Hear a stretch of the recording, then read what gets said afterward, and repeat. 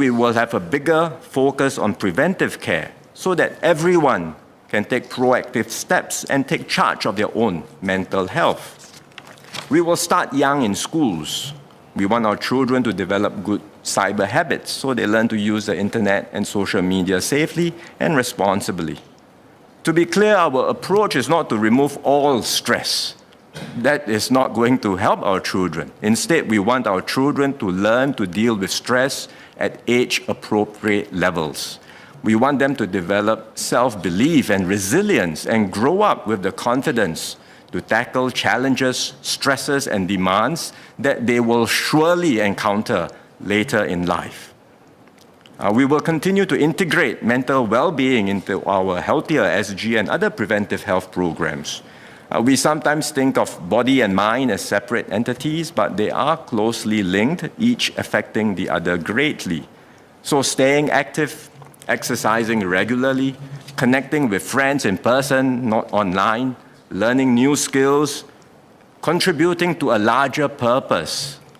All these sound like commonsensical advice, but they are not so easy to do, and they are foundational habits that will enable all of us to improve our overall well-being.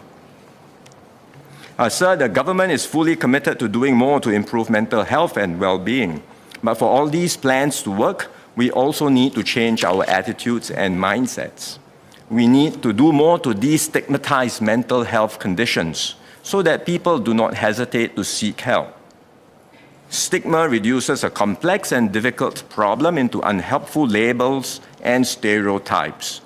It opens people struggling with mental health to discrimination, such as in the job market. It may cause them to be socially ostracized. It makes them feel ashamed, isolated, and stops them from seeking treatment.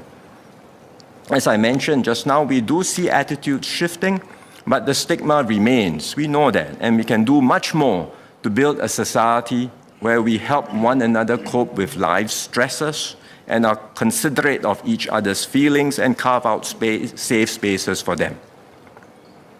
We also need to change our mindsets about what we consider success in life.